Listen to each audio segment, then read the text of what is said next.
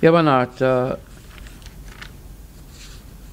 samplutodake. Yavanartha udapane sarvata samplutodake.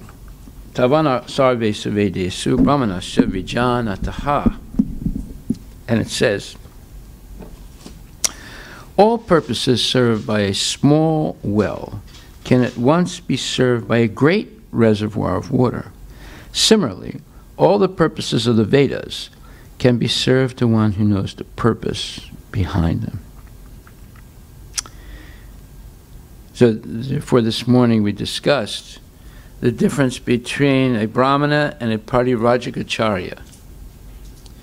The Brahmana is expert at saying the Brahminical mantras, or the Vedic mantras, metrically and pronunciation and so forth, through constant practice.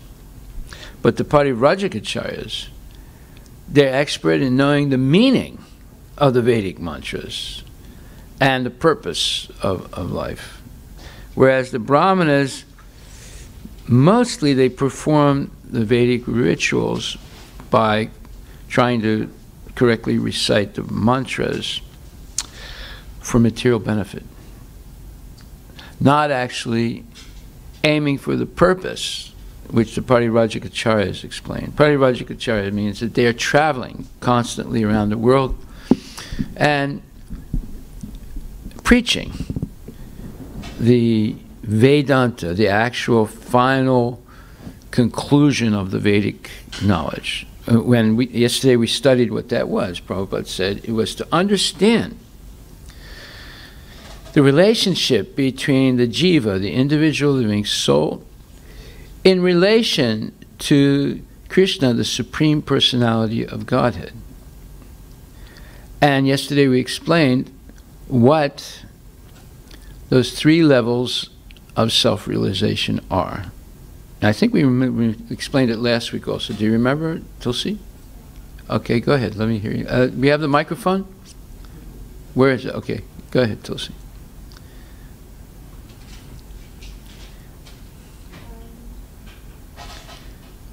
Is that the answer?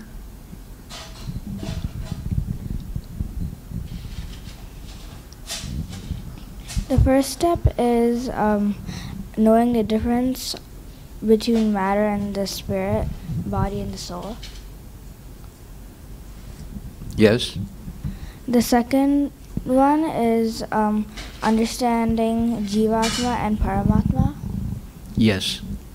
The third one is understanding the material energy and the individual jiva souls, because everything comes from Krishna. And Paramatma. And Paramatma. Everything is coming from Krishna, the Supreme Personality of Godhead. Very good. So that's understanding what's called the constitutional position of the jiva in relation to the Supreme Personality of Godhead. What is the constitutional position? That means what we are meant to do by duty or by dharma. A constitutional position of living entity is to serve the Supreme Personality of Godhead, Krishna, and distribute knowledge of that relationship with Krishna to all other people. Jivera Swarupahaya Nityera Krishna Das. What is the Swarupa, the real position of the living entity, or the constitutional position and entity? Jivera Swarupahaya. Nityera Krishna Das. It's to eternally serve the Supreme Personality of Godhead. Okay, so in the purport, Prabhupada says to 246, the rituals and sacrifices mentioned in the Karma Kanda division of the Vedic literature are meant to encourage gradual development of self-realization. And the purpose of self-realization is clearly stated in the 15th chapter of Bhagavad Gita 15:15, that is, that the studying of the Vedas, the purpose for studying the Vedas is to know Lord Krishna, the primeval cause of everything. So, here it's explaining why there's a Karma Kanda section in the Vedas. What is the Karma Kanda section of the Vedas? So, there are 4 Vedas. There's Rig Veda, Yajur Veda, Rig Veda, the Yajur Veda, Rig Veda, Samaveda, Yajur Veda, and Atharva Veda. Okay, so the Rig Veda explains that the ultimate beneficiary of all sacrifices is Lord Vishnu or Krishna. But he has delegated representatives, such as the demigods. So the Rig Veda will say that you should offer, if you want certain things, you should offer it to Indra. And if you want other things, you should offer it to this one, this demigod or that demigod. But the demigods are simply transit agents. You offer to them, and then they offer to Lord Vishnu, and then Lord Vishnu offers back benedictions that they offer to the living entity, okay, who's asking that the sacrifice be performed. But the real meaning of it is that it's simply to encourage gradual development of self-realization. It's not to encourage permanent sense gratification. Because if you have an entire population of people in this world who are dedicated to sense gratification, then you wean them off gradually from the sense gratification by offering them through the Vedas ways that they can satisfy minimally their sense gratification, and then gradually makes spiritual progress. The problem is that the Vedic Brahmanas do not take the responsibility to wean them off sense gratification for their own self-pleasure to offering service to Krishna's senses. They just keep doing the sacrifices and saying this is the purpose, that you can have long life, you can be healthy, and you can be opulent and to enjoy sense gratification. They're not explaining that, look, you're going to get certain things that you want, but you should keep it to a minimum, and this is to make it easier for you to have time for spiritual realization. That's the whole purpose, to make gradual spiritual progress. That's why there's a Karma Kanda section in the Vedas. But unfortunately, most people think that, oh, the Vedas are a way for me to have unlimited sense gratification. So I'll do this puja and that puja, and I'll leave the earth and I'll go to the heavenly planets where there's much greater sense gratification. So the whole idea is being perverted today. So when you have Om Vishnupad Parivajikacharya Astatara, Satashi, Srila Prabhupada or Bhaktisiddhanta Saraswati Thakur, etc., this Parivajikacharya means they'll travel continually and preach what the real meaning of the Vedas is. Sarvasya, where it says that the real meaning, Sarvasya chaham hridi sanivisto matak smritir jnanam apahanam cha Vedaischa sarver aham eva vedya. The real purpose of the Vedas is the third line of 15:15 Bhagavad Gita. Write this down. The real purpose of Vedas, is stated in the third line of Bhagavad Gita 15:15. 15th chapter, 15th verse. Okay? And that is, Vedaischa sarver aham eva vedya, is to understand what is the goal of the Vedas. What is the goal of the Vedas? Well, Prabhupada says here, the purpose of of studying the Vedas is to know Lord Krishna, the primeval cause of everything. So self-realization means understanding Krishna and one's eternal relationship with him. If you study the Vedas and in the end you think you are Krishna, then you have not studied the Vedas. Or if you think, Lord Shiva is the supreme God, you have not studied the Vedas. Or if you believe there's no God, you have not studied the Vedas. Just like Sadhguru in India, he says there's no God. Now, has he studied the Vedas? No. If he studied the Vedas, he would understand Krishna is the Supreme Personality of Godhead. You see. So now we can tell who knows Vedas and who doesn't. How do you tell, Tulsi? If they study the Vedas, they would tell that Krishna is the Supreme Controller and the Supreme Personality of Godhead. They would say what? They'd say that he's a Supreme Controller. Who is? Krishna. Yes. Yes. And if they say like there's no God, or that you are God, or you are God, or he is God, or my grandfather is God. Yeah, he has not studied the Vedas. You haven't studied the Vedas. You don't know anything about the Vedas. See? Vedaischa sarvir aham eva vedya. The third line of 15:15 explains what the purpose of the Vedas is. And also Prabhupada explains what is self-realization. He says self-realization means understanding Krishna and one's eternal relationship with him. The relationship of the living entities with Krishna is also mentioned in the 15th chapter of Bhagavad Gita, verse number 7.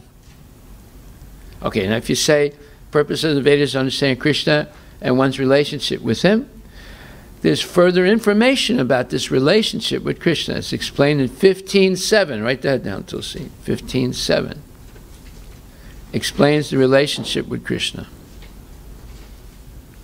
And we studied this yesterday, right? But we're just going over it really quickly. And we also had homework yesterday. Did you do it, Augusta? Oh, yeah. Good. Things are changing. Very good. What was the homework, Augusta? What is our dharma to Krishna, and what is the difference between dharma and adharma? Perfect. Yeah, give Augusta the microphone. So our homework was, what was our, go ahead. What is our dharma? Oh, you have to turn the microphone on. What is our dharma to Krishna, and what is the difference between dharma and adharma? And your answer is? Our dharma, our duty to Krishna, is to go back to Godhead by serving Krishna. There are certain steps that have to be followed to go back to Godhead. First of all, if you eat meat or eggs or do other bad things, you must immediately stop that. Then you have to seek out a guru. A guru will answer all your questions and guide you to get back to Godhead. You also have to find a true guru. You have to make sure he repeats what Krishna says and what acharyas say about Krishna. He has to come in the line of bona fide Vaishnava parampara. He has to strictly follow all the rules and regulations. He never says he is God. He never lets his disciples call him God. But he says he's the servant of God. He must never speculate. If the guru breaks any rule, it is proved that he is a true kangaroo. Once you are sure He's a true kangaroo. Very good. Once you are sure that you have found a true guru, you approach him by submissive inquiries, render service, and full surrender. Then the guru will help you go back to Godhead. Excellent. Excellent. You get A++ for that answer. Very good. And then second part? Yeah. What's the difference between dharma and adharma? So I quoted a verse from the Srimad Bhagavatam. So it says, Yamaduta utru veda pranihito dharmo haya dharmas tad viparyaha vedo narayana sakshat swayambor iti sosrama. And the translation means, the Yamadutas replied, that which is prescribed in the Vedas constitutes dharma, the religious principles, and the opposite of that is irreligion. The Vedas are directly the Supreme Personality of Godhead, Narayana, and are self-born. This we have heard from Yamaraj. So therefore everything that is prescribed in the Vedas is dharma, and everything that's not following that is adharma. Okay, that's an answer. That's a pretty good answer. It's not specific, but it's good. It's the general idea. So, dharma means your duty toward God. When you have a duty, can you avoid doing it? Huh?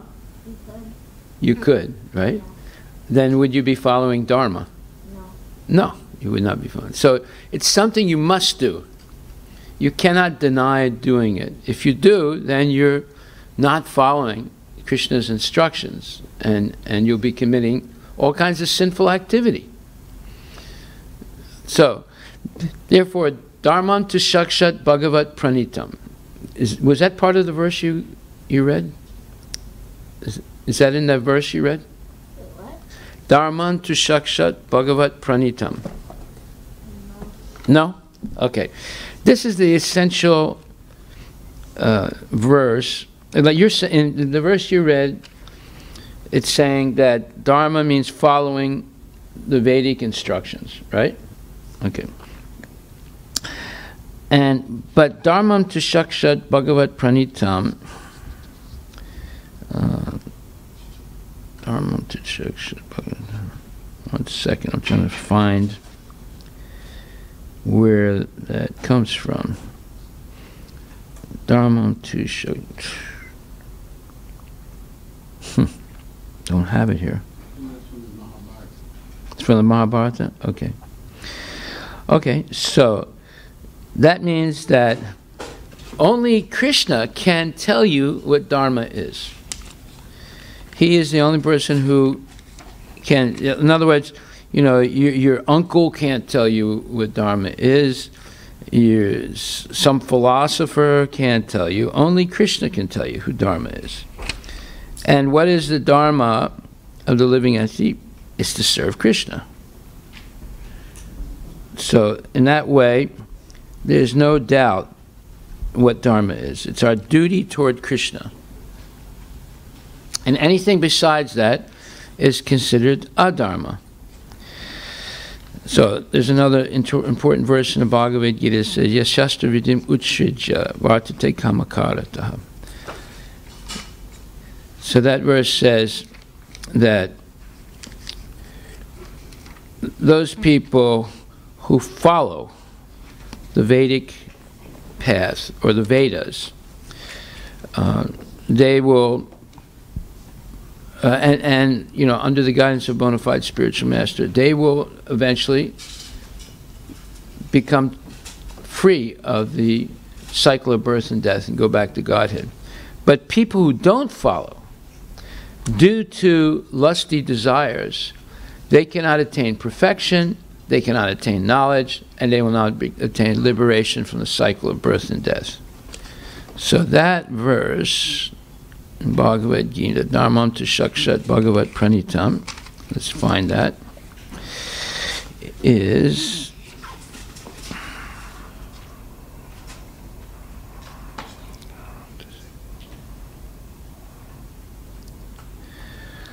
Dharmam tu shakshat bhagavat.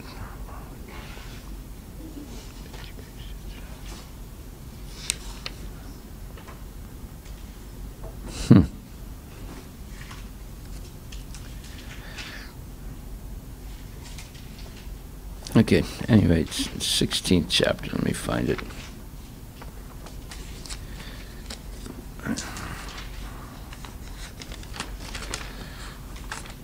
It says here, Yashastra vidyam utsrija. Look up 16th chapter, 23rd verse. It says, a person who discards the scriptural injunctions in the Vedas and acts according to his own whims attains neither perfection nor happiness nor supreme destination in life. So that is 16th chapter, 23rd verse. And let's read the purport. So who's going to read the purport? What? Is that a book there? Is there one or many? A lot. Yeah, so get one. Okay. So read it. As described before, the Shastra Vidhi or the direction of the Shastra is given to the different shapes and orders of human society. Can you read with the microphone?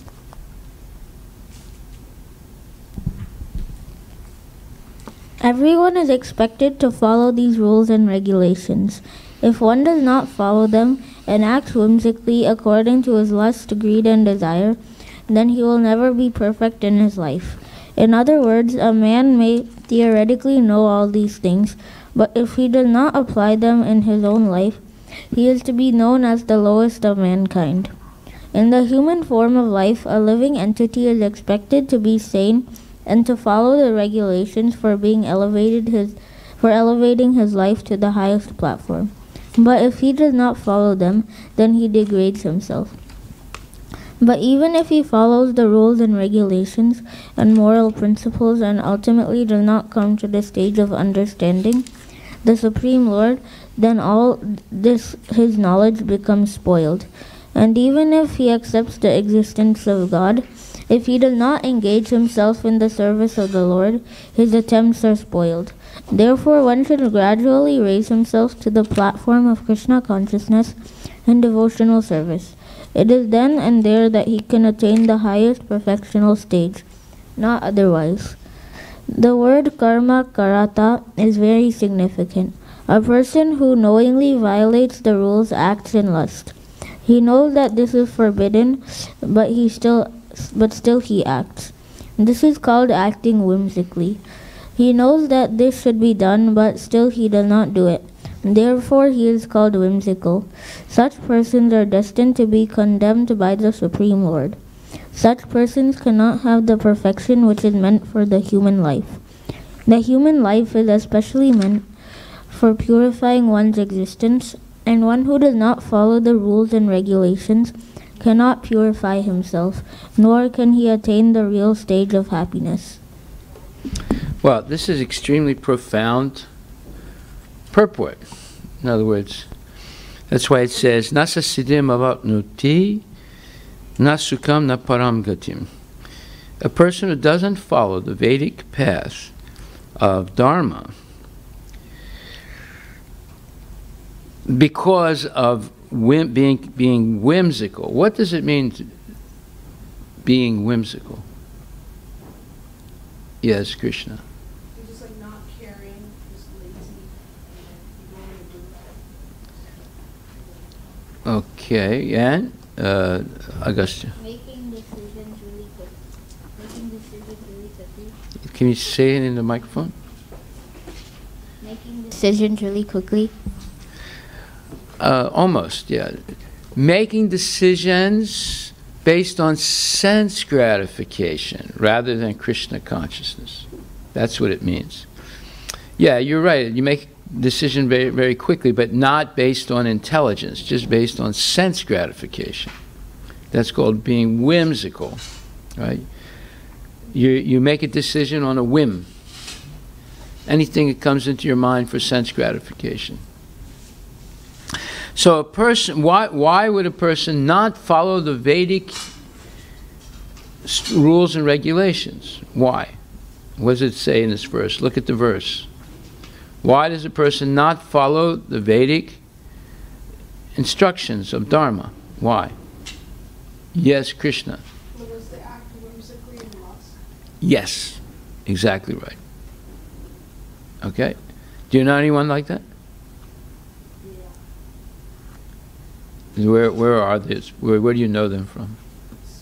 Scroll. You get scrolled by going to school. You know, you get screwed by going to school. Yeah, because people all the time are making decisions not based on Vedic instructions, but based on their sense gratification. And when you do that, nasidim, you will not attain perfection in life, and nasukam, you will not be happy, and na param gatim, you will not attain the purpose of life, the goal of life. That's what happens. So is there a real reason to follow the Vedas? What are the 3 reasons why you should follow the Vedas? We just mentioned them. What do you think, Tulsi? What are the 3 reasons why we should follow the Vedas? Look at the verse we just read. Look at the verse we just read. What's it say? Give her the microphone. Take the microphone. Say the verse out loud and then tell me the 3 things you will attain by following the Vedas. Go ahead. Read the verse. 23. 16:23. Go ahead, read it. Sanskrit? Huh? Sanskrit? The verse. Okay. No, in English. Oh. Not in Chinese, in English. But he who discards scriptural injunctions and acts according to his own whims attains neither perfection nor happiness nor the supreme destination. So tell me what you attain by following the Vedas. Is that the answer? What do you obtain if you follow? He will attain perfection, happiness, and the supreme destination. Meaning you go back to Godhead. Yeah. Are these desirable goals in life? Is this something that is good for you? Yeah. Right. And if you don't follow and don't have these 3 things, is that good for you? No. No. So, is it something that you want? Do you want to be happy? You want to attain perfection? And you want to go back to Godhead? Or you want to be unhappy, always being imperfect, and stay continually in the material world suffering? Which one would you want? I want to attain perfection, happiness, and go back to Godhead. Ah, now you got the answer, right? You see how this verse tells you 2 things. It tells you what happens if you don't, and it implies what happens if you do. What does imply mean? Krishna. Give you a message of? Yeah, it gives you an indication. So by saying these things won't happen to you if you don't follow the Vedas. Now you know what will happen to you if you follow the Vedas. You see? Okay. So, and then again, why would a person not follow the Vedic path of Dharma? Why? What's the main reason why, Agastya? Because they have whimsical lust and Yes.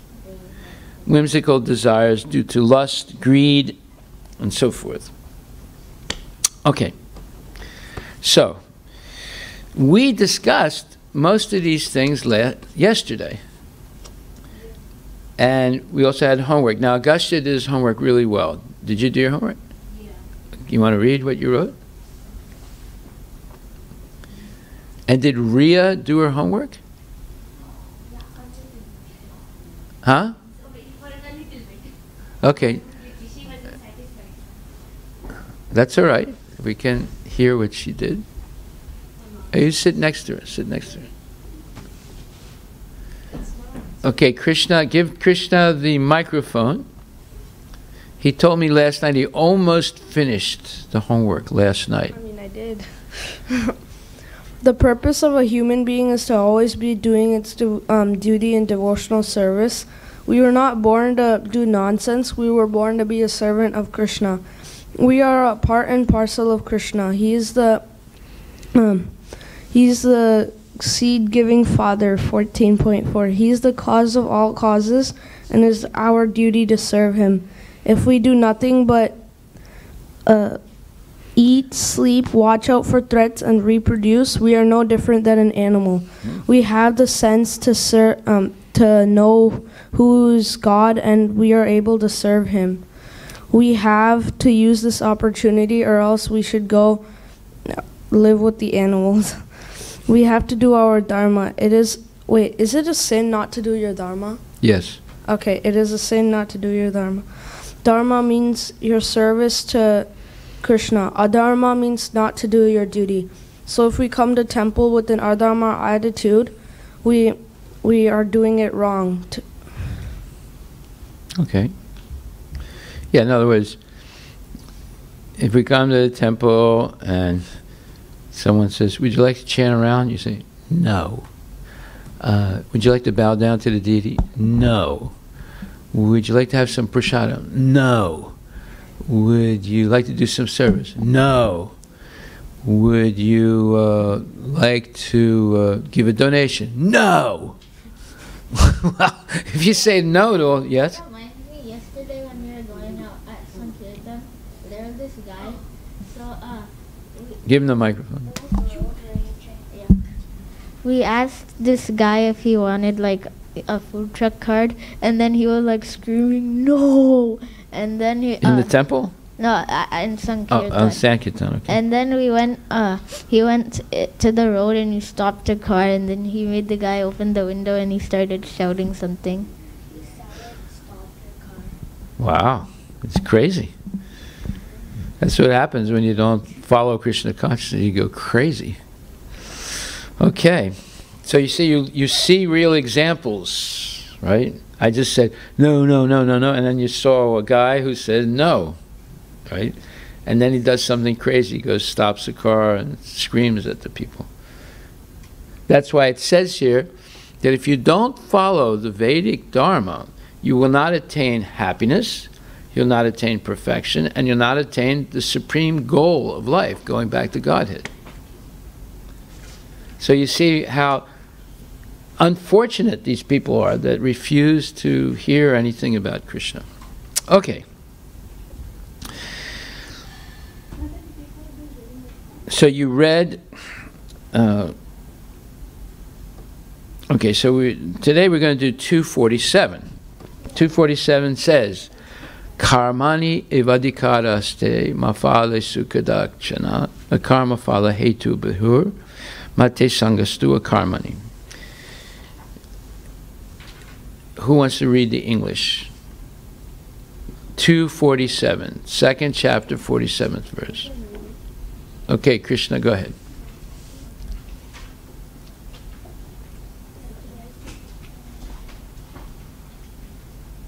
You have it, Ria? 247? Yes? Okay, you want to read? Go ahead. Give her the microphone, please. Give her the microphone. Go ahead, Ria.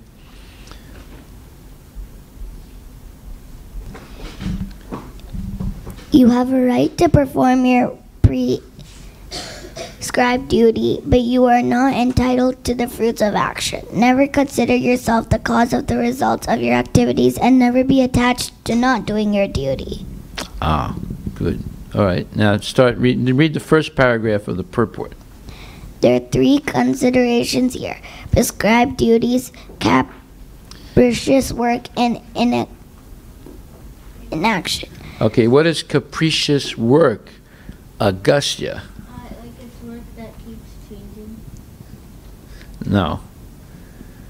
Capricious work is whimsically doing things, right? Whatever whim, it's like someone says, please sweep the temple room floor, and you go and sit outside because you didn't feel like doing it. So that's called capricious. You're acting on a whim. You're not acting according to duty. And if someone says, it's time for prasadam, and you sit in the corner and play a video game, and they say, well, Prabhu, why don't you eat prasadam? I don't feel like it. That's whimsical behavior. Right? Or if someone says, oh, it's time to chant japa, and you go and sit in the library, and someone comes and says, Prabhu, it's time to chant japa, and you say, I don't feel like it. That means you're whimsical. You understand? Do you know any people that like that? Yeah, like that guy, for example, me. Who's that? What? No. I don't feel like. Yeah, that's being whimsical. Okay. Okay. So go ahead now, Ria.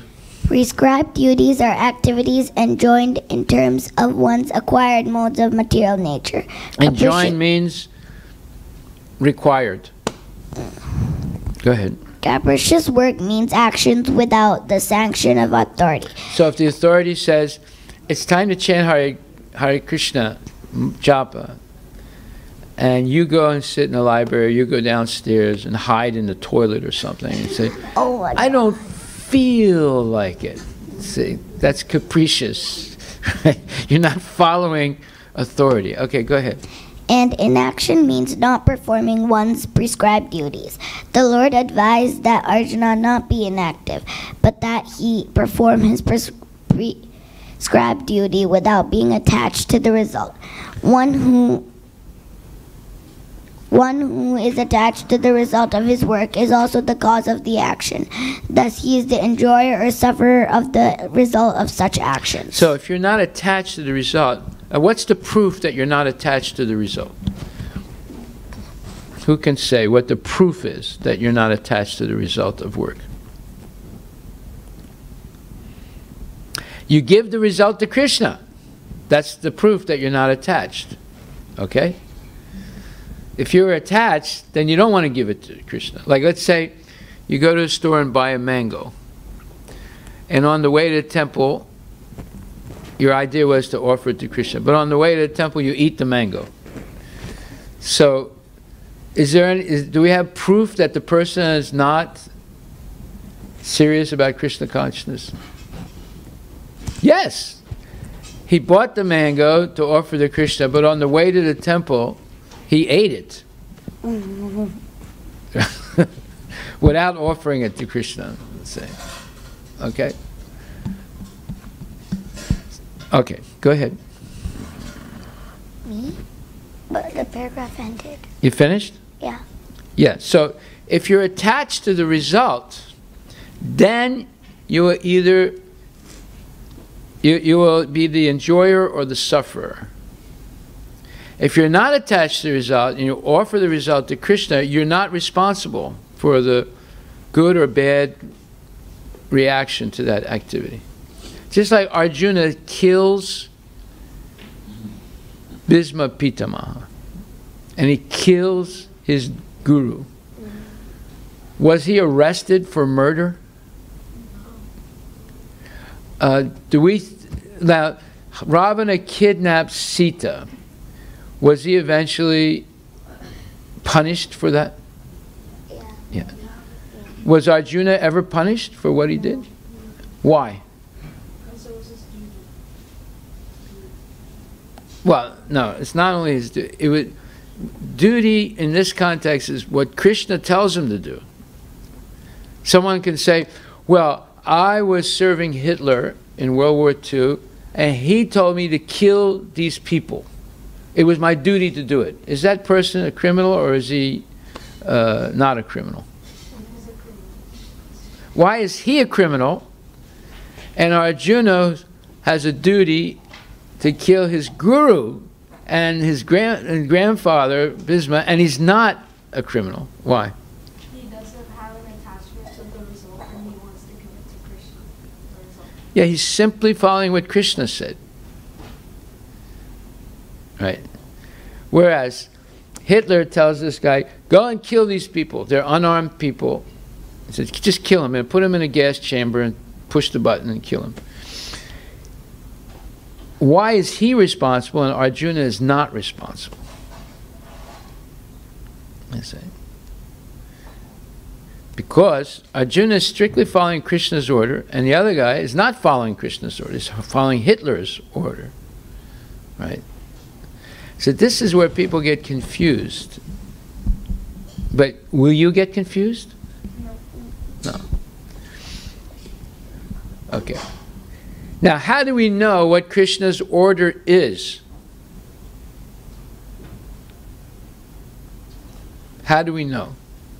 Like if someone tells you, Krishna go and help cut up some vegetables for the Sunday feast. Is that Krishna's order? Huh? It's not? Yes. Oh, he says no, he says yes. Yes, because it's getting offered. It's in the use of Krishna. Yes, right. The person didn't say, cut up some vegetables and cut some meat up also. We're going to have a barbecue. Is that your duty? No. Okay, now,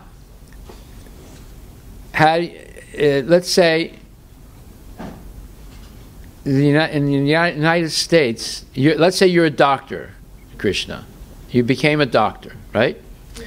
And you're working in a veterans hospital. You know what a veterans hospital is? Yeah. What is it? What is it, Arush? The veterans help animals. No. That's veterinarian. This is veterans. Who are the veterans? Yes, Ria. They fought in the army. Yes, they fought. Oh, they were members of the army. So they have these special hospitals, government hospitals called veterans hospitals, right? So now Krishna is a doctor now, and he's working in a veterans hospital, right? Okay, but your superior, your supervisor says, Dr. Krishna, I want you to go and perform an abortion for this female veteran. You know what an abortion is? Yes. What is it? It's when you kill the baby inside its Right. Now, the question is, will you do that? Your supervisor's ordering you to do it. You're working for the Veterans Hospital. It's a government hospital. Would you do it? Am I a devotee? Well, you tell me. I don't know. I don't want to. You Well, you might lose your job if you don't do it. I don't want to kill the baby. What? I don't want to kill the baby. So your answer is, give him the microphone. No. Your answer is no, you will not do it. All right? Go ahead, say it. My answer is no. Okay, so you'll lose your job. Yeah. Okay. But you know from the Vedas, what is dharma? What is your real duty, right? So even though you became a doctor, you got a job in a veterans government hospital, and your supervisor ordered you to perform an operation, you're saying, no, I won't do it. So the right answer is yes? No, the right answer is no. But it means you're going to lose your job. Yeah, I'm gonna lose my job. Does that mean that's the end of your life? No, I can get a new one. Ah, that's the point. You see how complicated life becomes? But you have to decide early on in your life what you're going to follow. You're going to follow Dharma of Krishna, or you're going to follow the Dharma of the Veterans Hospital. Dharma means duty, right? So veterans is telling you, mandating you, your duty is to perform the abortion. You kill the baby. And you say, well, wait a minute, I have a higher duty, that is to protect and respect all life. Therefore, I refuse to do it. Okay, then you lose your job. Now, if you were a member of the army, they could also put you in jail. Yeah, if you're a member of the army. But, you know, you're not a member of the army. They just hired you as a doctor. But if you were in the army and you refused to follow the duty of your superior on the basis of religion, your religious belief, they would put you in jail. Not forever, but, you know, they would put you in jail, and then they would court-martial you. That means they would take you to a trial, and then they would throw you out of the army. You'd never be allowed to go into your army again because you were insubordinate to their authority. But that's what I mean. You have to choose who your authority is in life. What happens when you choose an authority? You begin to learn, right? So you learn from Krishna. And you also went to school and became a doctor.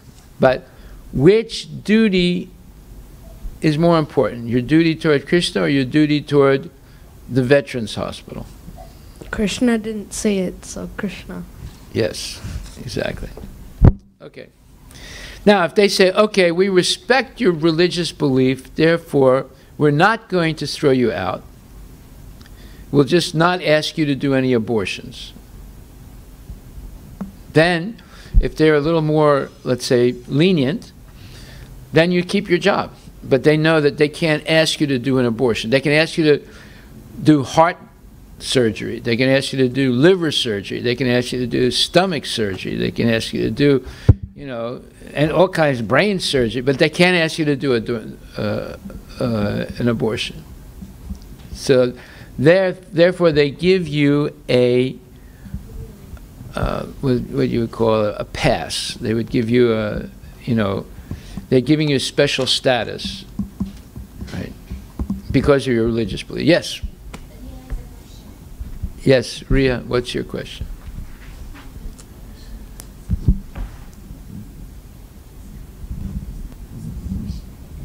Which one?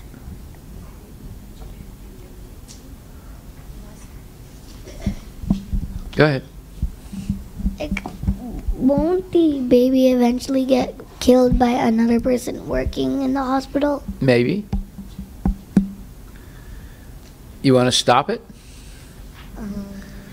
Then they would definitely put you in jail, whether you're a member of the army or not, because you would physically stop someone from doing their duty, although it's not the real duty, but, you know, you would be arrested for interfering in the internal affairs of the hospital. Yes? Isn't it a sin to kill a baby inside of a mother's? Yeah, it's a sin. Of course it's a sin. That's why Dr. Krishna refused to do it. But obviously, it's not a sin in American society today, because before it was a sin, before 1962, it was a sin, and you were not allowed to perform abortions. But after 1962, the Senate and the Congress of the United States passed a law saying it's okay to do it. So this is where things get complicated in life, because the society is becoming more demoniac. So they permit killing babies. You know how many babies they kill a year in America? You have any idea? My friend told me 7 billion. What? 7 billion almost. No. Did you say billion? B-I-L-L-I-O-N? No, the whole world. No, you don't even have 7 billion people in the world.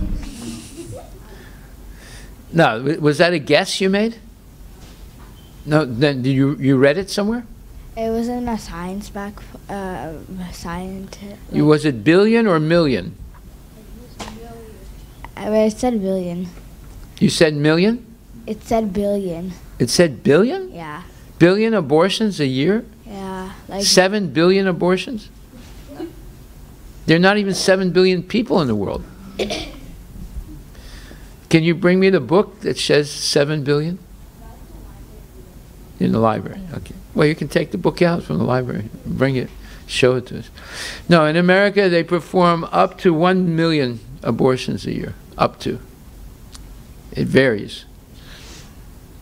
Since 1963, they've been doing abortions in America, legally, where you're not prosecuted for murder. Although it is murder. This is the problem today. Okay, so if you whimsically act, not doing your duty according to the Vedas, and just doing whatever that feels good or you think should be done, then you're going to be held liable by the laws of karma. Either you get a good result or a bad result, but you're responsible. If you act out of duty to Krishna, under the instructions of the spiritual master, you're not responsible for what you do. Even if you kill somebody, like Arjuna killed people. He was not responsible. He was only acting under Krishna's order. Now, do you think any guru today would tell you to kill someone? No, they wouldn't do it. They wouldn't do it. A kangaroo might, yes, but that's not a guru. It's a kangaroo. Okay, so therefore today we're going to discuss this verse a little bit, and then we will give you some homework for next week. So this verse says karmani vadikaraste. It's talking about karma.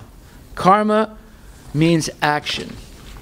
But there's 3 types of karma. Does anyone know what the 3 types of karma are? Yes, Arush. See, Arush raised his hand. Krishna, you have to raise your hand. Good karma, bad karma, and akarma. Yes. Do you know what the difference between good karma and bad karma? Yeah. What is it? Bad karma means you do like a sin. Yes.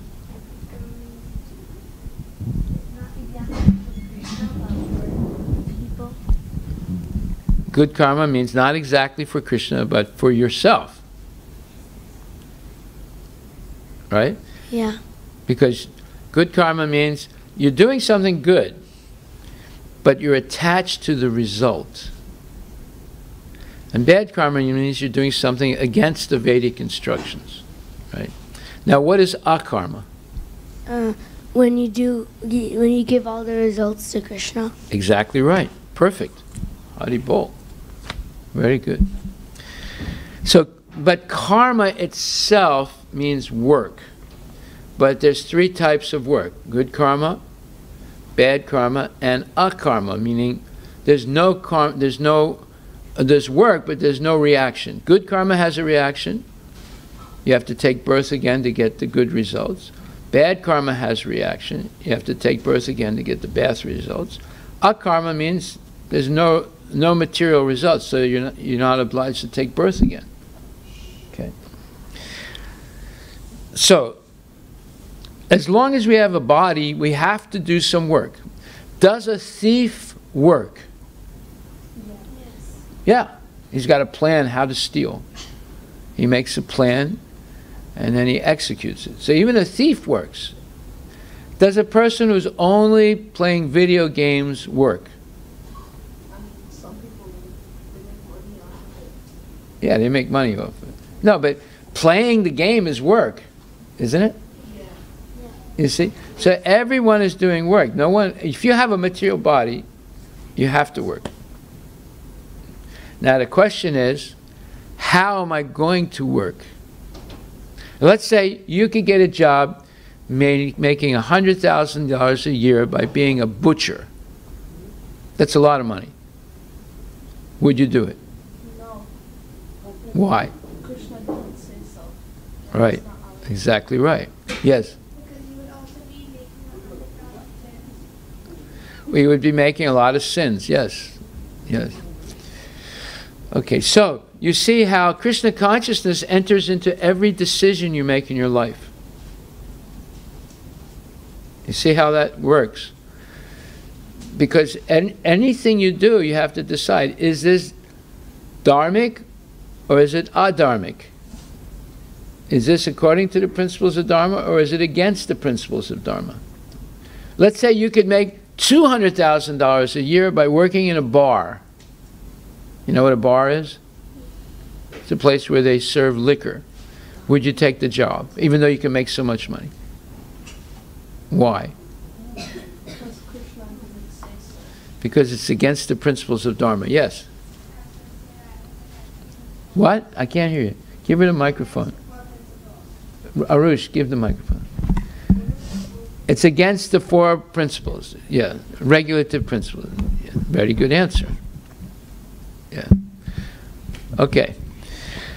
So here it says, the technique, the Lord says, the technique of acting on the spiritual platform is that you have a right to act. You have your right to act according to your position. But you should not desire to enjoy the fruit of your activity. That is the technique. So if you want to be free of karmic reactions, good or bad, because both good and bad, let me ask you a question.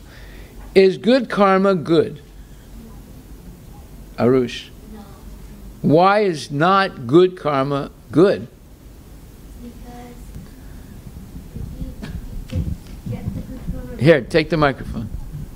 to get the good karma back, you have to take birth again and then get the good karma. Yeah, it doesn't solve the problem of birth and death. I mean, good karma is better than bad karma, let's put it like that. But it doesn't solve the problem of birth and death. Yes, Tulsi? And you also don't go back to Godhead. Right, exactly. Okay? So, Prabhupada says, you have a right to act. You have a right to work. And you have a right to work according to your natural tendencies. Right? Like, let's say you were 4'2".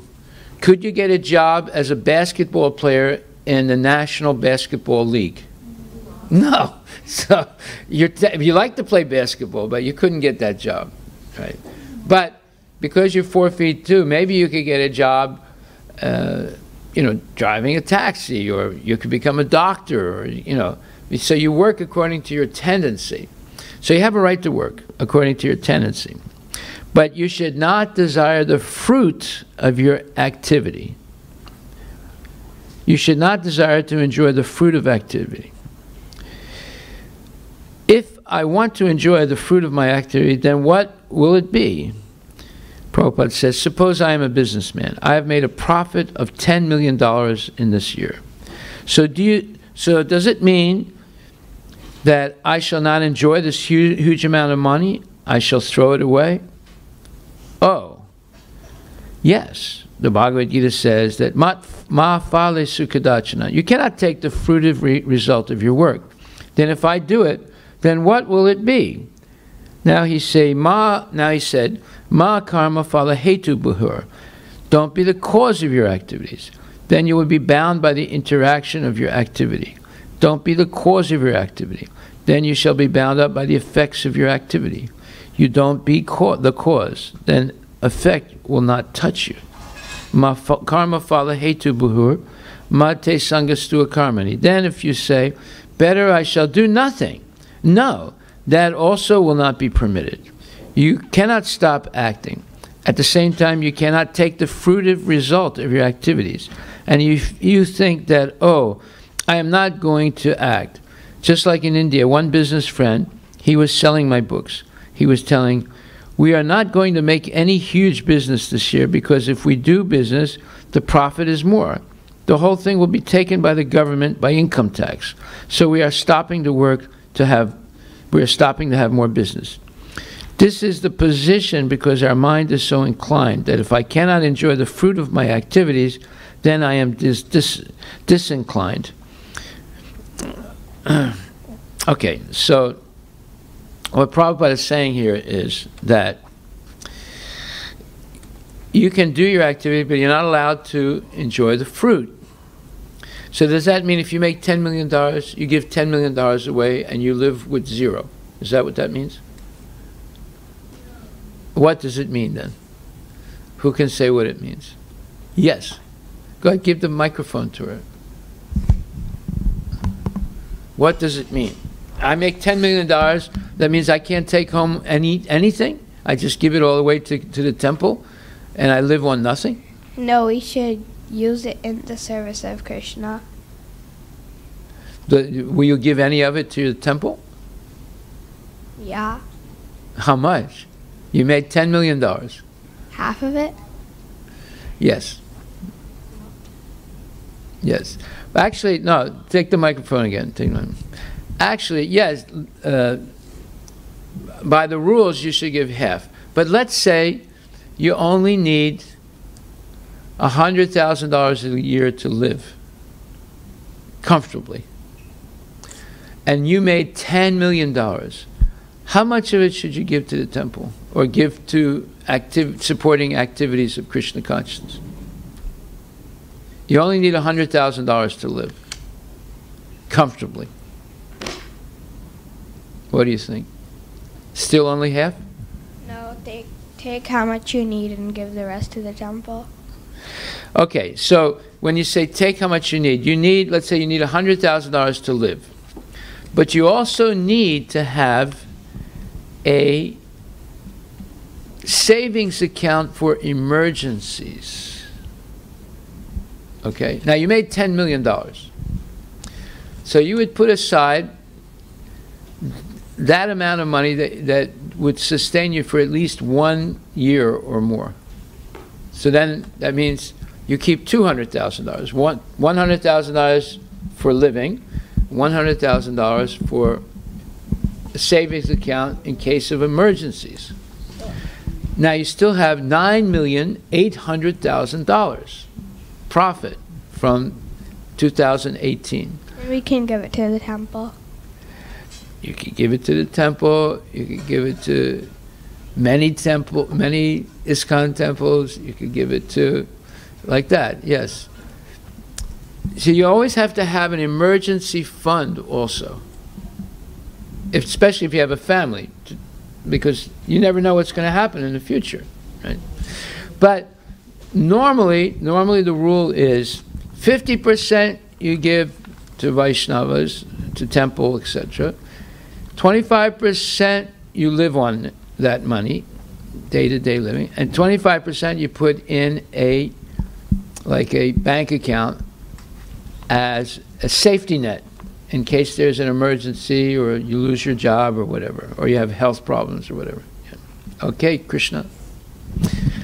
But most advanced devotees would give use $100,000 to live, another $100,000 they put away in a bank account, and the rest they would give to the temples, right? To further Krishna consciousness. But the general rule is 50% you keep for your living, 25%. Let's say you didn't make $10 million. You only made $100,000 in 2018. So you would live with 50%, $50,000, and you can do that. And $25,000 you would put in the bank, an emergency fund, and $25,000 you'd offer to the temple. That is what I do. That is what I do. Okay, I make about $100,000 a year, and $50,000 I give to the temple. And I save a little bit, and the rest I live on it. Okay? But let's say I'm going to die, and I have $10 million in the bank. What would I do? Give it all. Give it all. Because I can't take it with me, right? No, I would give some to my family, right? That's what Prabhupada did also. You give some to your family, and whatever is remaining you give to the temple. But so you would at least give, if it had $10 million, at least I would give $8 or $9 million to the temple, and $100,000 or $200,000 to my family. Okay, Prabhupada did something like that himself. Very similar. Yes, Krishna. Just a short question. Yeah. Is it a sin to have more money than you need? Yes.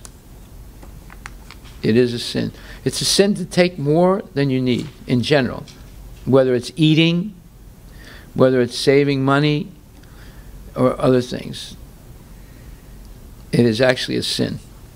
And that's why people suffer, because they're taking more than they actually need. Okay. So, just like in India, one business friend, he was selling my books. He was telling, we are not going to make any huge business this year, because if we do business, the profit is more. The whole thing will be taken by government, by income tax. So we are stopping to work to have more business. We're stopping any more business.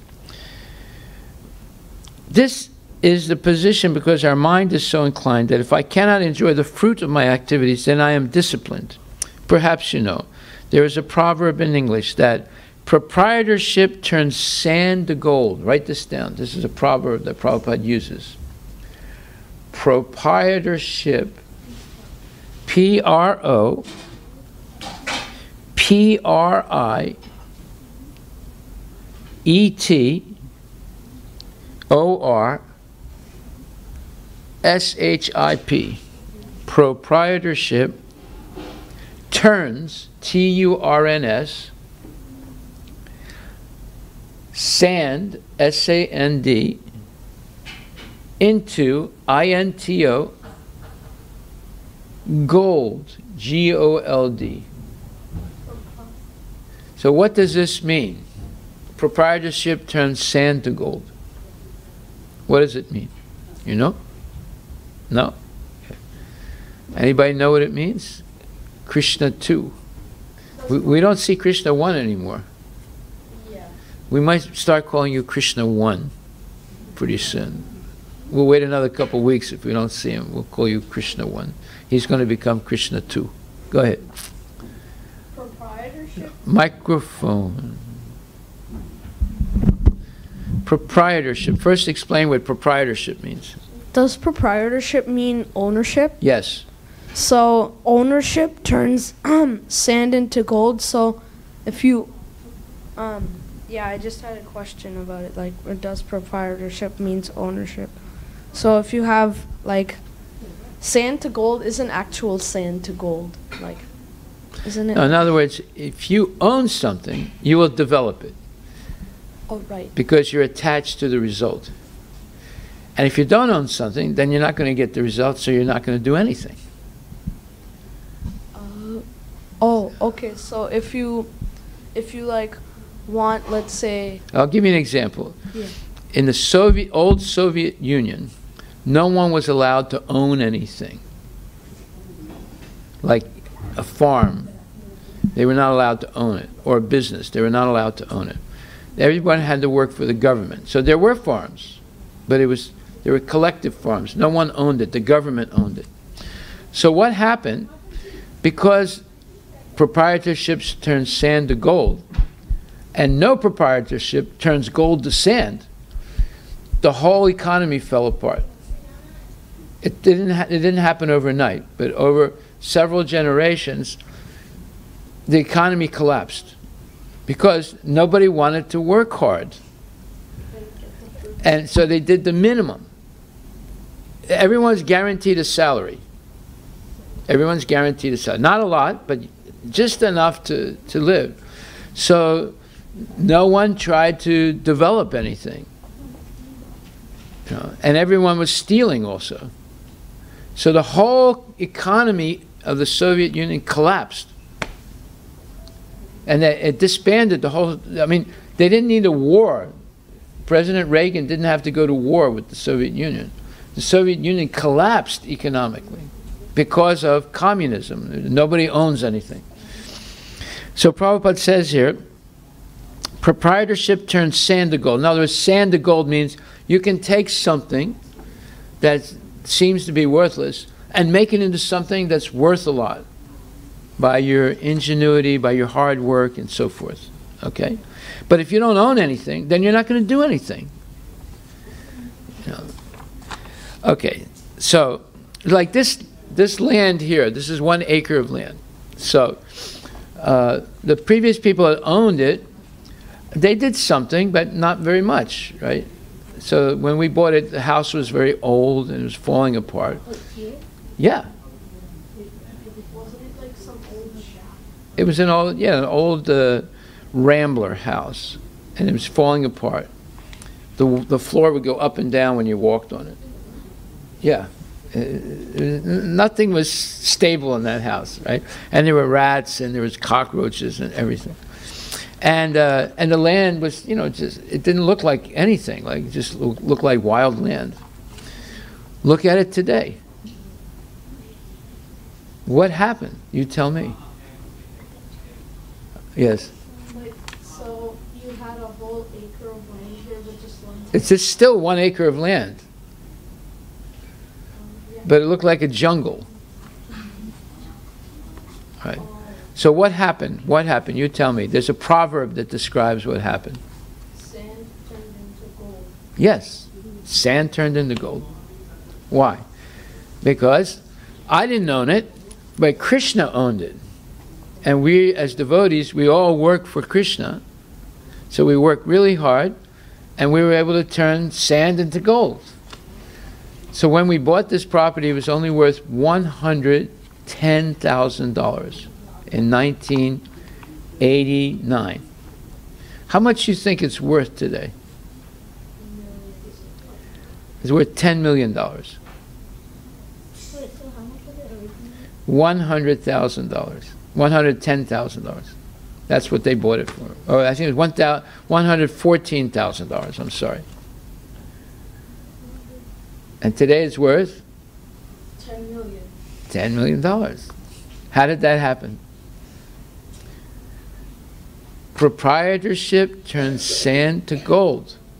Now, it didn't belong to me or you, but it all belongs to Krishna. And we're, as devotees, we dedicate all our service to Krishna. So we turned $114,000 into $10 million. Right? Okay. So then Prabhupada says, a person working on his own account, oh, he can turn sand into gold. But a person working for others' account, oh, that is not possible. He will be slow. That's what happened in the Soviet Union. Everyone worked slow. What happens when you work real slow? You don't get much done, right? So he will be slow because the purpose is, why shall I work so hard? It will be enjoyed by somebody else. Just like our business friend was speaking to me. The man speaking to Prabhupada, right? The man that Prabhupada gave his books to distribute his books, to sell his books. He's telling him, we shall not work so hard and make huge profit. The whole thing will be taken by the government. But here the Lord says that you cannot stop your work. Neither you can enjoy the activities, the fruits of your activities. That is the work on spiritual planes. So, on the work on a spiritual plane, you can't stop the work.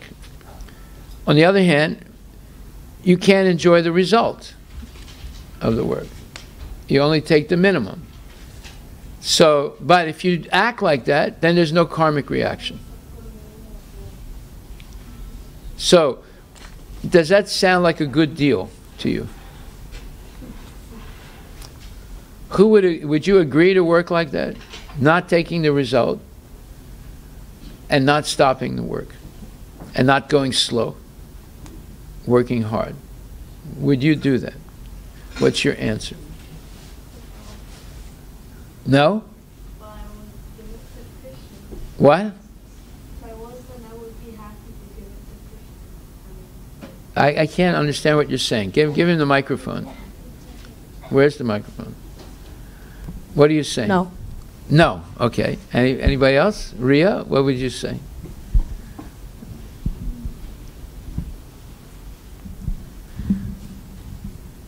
What do you say? Yes or no? You can work, but you can't enjoy the fruits of your work. You can only take the minimum. But you can't stop working, and you can't work slow. You have to work hard and fast. So, would you do this? No. Okay. Next. Who else? Arush. Would you do this? But there are others. When you say minimum, do you mean like some of the other money will go to give to Krishna, or no? Would I say the money goes to who? Krishna. Yes, the money goes to Krishna. Well, look, people are giving money here. Is it going to anybody's pocket, or is it going to Krishna? Going to Krishna. Yeah, how do you know it's going to Krishna? How do you know? Every day there's prasadam. Every day people can walk into the door. Every day, there's prasadam distribution outside. There's book distribution. There are festivals. All these things are happening, right? So obviously the money is being spent for serving Krishna. It's not going to anybody's pocket. And there's no, nobody's getting some big salary. Like there's this one man, he's a black man. He has a very big church. There's like 10,000 people in his church, right? He just bought his wife a $200,000 muscle car. Right? The article was in the newspaper. People are getting really upset. You know, why would he buy his wife such an expensive car? $200,000. That's more than a Tesla, right? A $200,000 car for his wife. Does she need a $200,000 car? Using the money of the church? I mean, if he bought her a $10,000 car, no one would say anything, right? He buys her a $200,000 car with the money of the church. Does that make sense? No. But he's trying to tell him, no, God wanted this. Not my wife. God wanted it. You know, it's complete nonsense. Okay, so we have 2 no's. And Arush, you didn't say yes or no? Yes. Okay, we have 1 yes. Anybody else want to say? Agastya, go ahead. For Krishna? What? Is it for Krishna? Yes. Okay. Yes. Okay, now we have 2 no's, 2 yeses. Now, can we hear why you said no and why you said yes? You say first, Agastya. Why did you say yes? Because if you're serving Krishna, that's the whole point of life, so it doesn't matter if you're not getting paid for it. Well, you're getting something, right? You're getting your minimum. But you're not, getting a whole lot. But it's enough for you to live comfortably, you and your family or whatever, right? Arush, why did you say yes?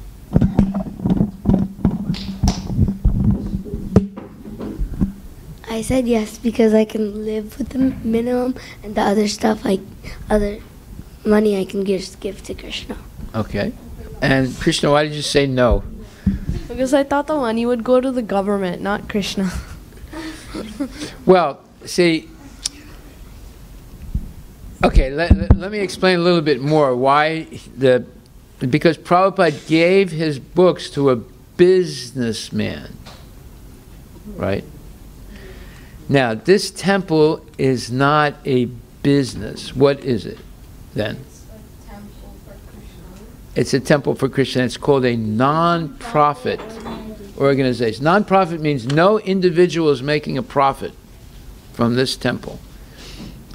Everyone is a volunteer, right? So, therefore, as long as it is a non-profit corporation where no individual is personally profiting, like nobody's buying a $200,000 car for their wife, right? So therefore, you don't have to pay taxes, income taxes. We have to pay property tax, but not income tax. But even the property tax is less. Why? Because it's a non-profit organization. You understand? Okay, so now what is your answer? Yeah, Why? because it's a non-profit organization. No, because the money is going to Krishna. It's not, no individual is profiting from it. And it's not all going to the government. Wait, don't the people from the government get, wait, is the government a non-profit? Or does the government just steal money? No, the government, the only way they make money is by taxing people and businesses. All right? Yeah. So the government doesn't produce anything. But it does guarantee, well, it guarantees to a certain measure protection. Right? So, it has police and it has an army and things like that. So it's supposed to protect the people. That's why you pay taxes to the government. Okay. Yes, Arush? So if you make more money, you have to pay income taxes? Well, we say you meaning the temple, or you meaning a person like yourself? Person. Yes, you have to pay taxes. Ask your father if he pays taxes. Ask him.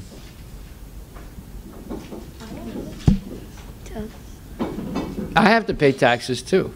Why does the government? I just explained. Oh, yeah. They guarantee to protect you. Oh, yeah. That's why they have an army, and that's why they have police. They have a National Guard. They have a Navy. All these things. It's to protect the people living in the country. Now, sometimes they don't do a good job of it, but in general, that's why we're paying them taxes. Yeah. Yes, Augustine. I know weird because the people who are making up the Navy and Army and police, they all come from the people and not the government. So it's kind of like people are protecting people, not the government. It's protecting people. Well, they're working for the government to protect you. Yes. What are you saying? We can start our own army? And we don't need to pay the government? We can just start our own army? I'm saying that all the people in all the armies and police and navy, they all came from people at some point. Yeah, but they're working for the government. They're specially trained to do their job. See, I mean, you would not be able to be a policeman. You'd have to get training. You understand? Okay, so now, that's not actually the real reason. The real reason is that if you work for Krishna and you follow these rules, where you're not attached to the result, and you give most of the result to Krishna and you keep just enough for your minimal needs. And I mean, everybody has to decide what minimal needs are, right? For one person, it might be more than another person, or less than another person. But in any case, the purpose is that you become free from the laws of karma. Of course, the real purpose is you're serving Krishna, but the advantage, see, this is what people are not talking about. The advantage is it becomes akarma, which means your work. Therefore, you don't have to take birth again. Now, how much is that worth, not taking birth again, having eternal life? Can you calculate how much that's worth in terms of money? Yes. Ria, what do you think? How much do you think it's worth, never taking birth again, becoming eternally liberated in the spiritual world because you spent a lifetime doing akarma, accepting only the minimum and giving the rest to Krishna? How much is it worth? Is it worth 15 cents? Is it worth more money than anybody has? Yeah. What do you think, Tulsi? How much is it worth? Is it worth 25 cents?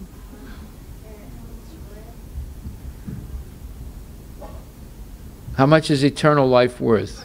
50 cents? About 731 billion. Huh? A lot, yeah. Well, I don't like what is it? It's about 831 trillion, 792 billion, 393,497,321 and 36 cents. Wrong. It's worth much more than that. Yes. unlimited. Yeah. Yeah. How much is your life worth? You see, you can't put a value in it. It's invaluable. There's no value in it because eternal life in the spiritual world, you couldn't even put a price tag on it. It's worth more than anyone can imagine. Okay. So now we learned this verse.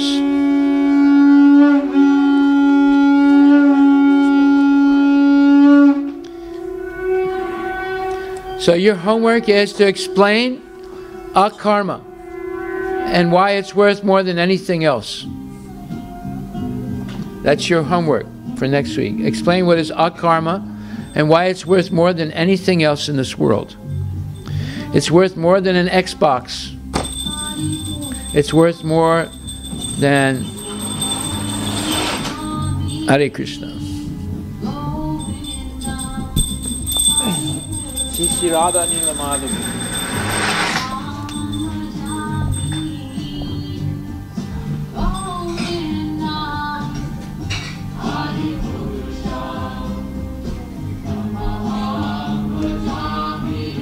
Shri Radha Nila Madhavi ki jai.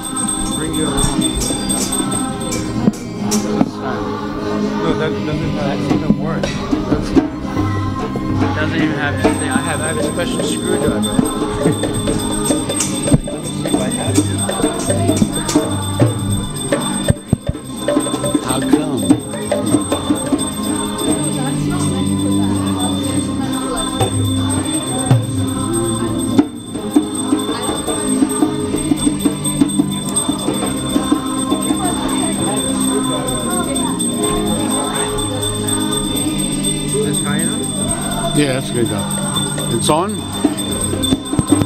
Not yet.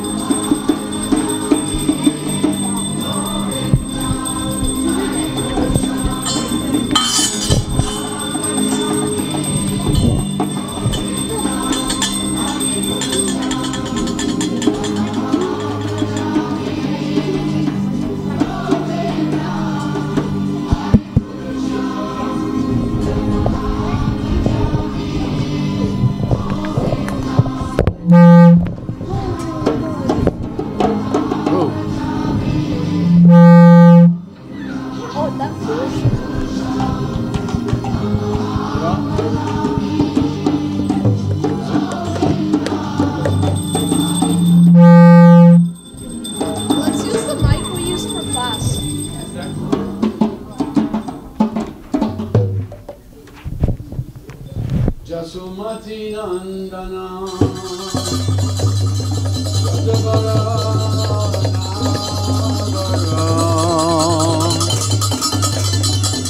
Jasumati Nandana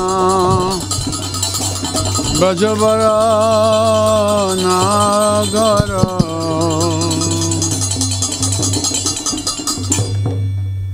Jasomati Nandana Brajabarana Gora Jasomati Nandana Brajabarana Gora Gokula Ranjana Kana Gokula Ranjana Kana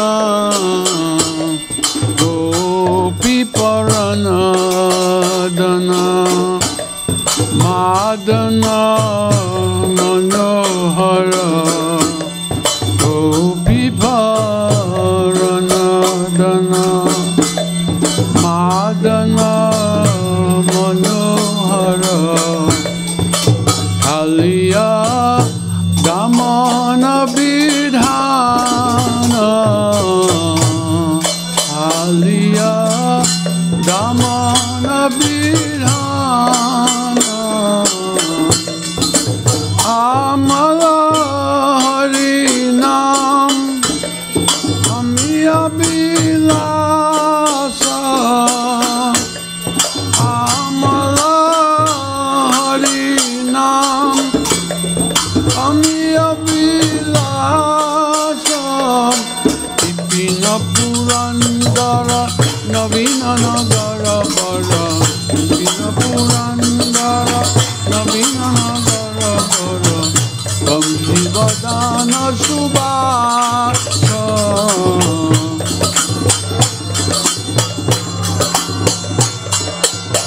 Jajana Palana Surakula Nashana Jajana Palana Surakula Nashana Nanda Godana Rakoala Nanda Godana Rakoala Govinda Madhava Davanita Taskara Govinda Madhava Davanita Taskara Sundarananda Gopala Sundarananda Gopala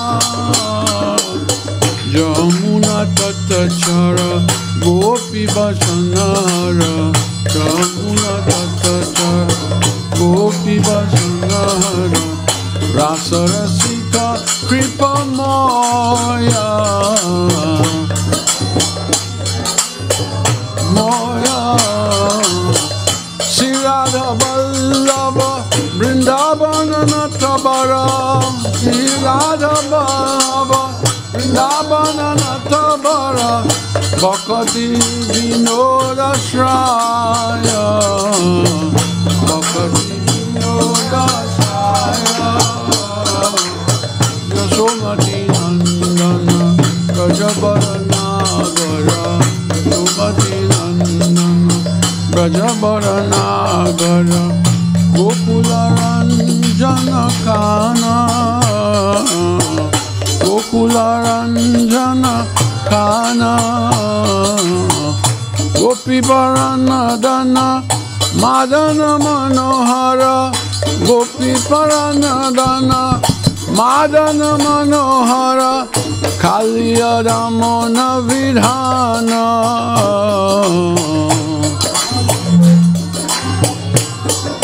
Hare Krishna Hare Krishna Krishna Krishna Hare Hare Hare Rama Hare Rama Rama Rama Hare Hare Hare Krishna Krishna Krishna Hare Hare Hare Rama Rama Rama Hare Hare Hare Krishna Krishna Krishna Hare Hare Hare Rama Rama Rama, Hare Hare, Hare Krishna, Krishna Krishna, Hare Hare, Hare Rama, Rama Rama, Hare Hare.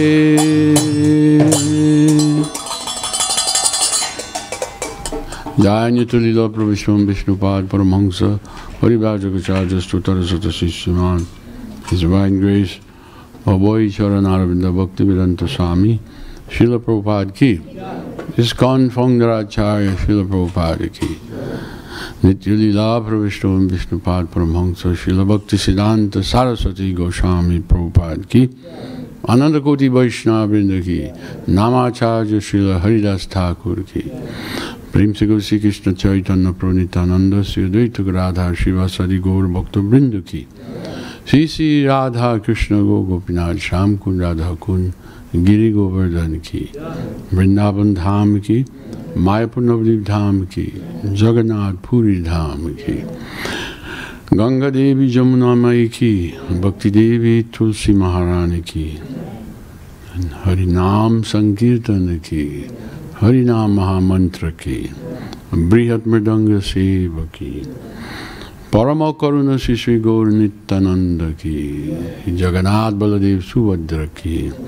Shri Radha Nil Madhav Ki. Shri Sita Ram Lakshman Hanuman Ji Ki.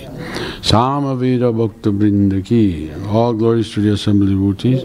All glories to the assembled devotees. All glories to the assembled devotees.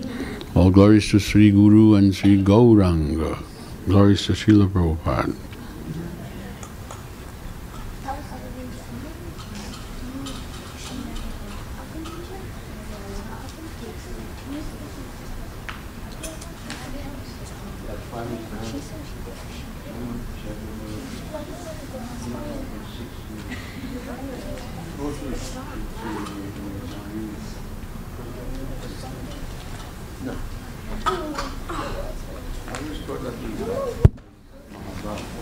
Might be, I don't know. You didn't quote it there.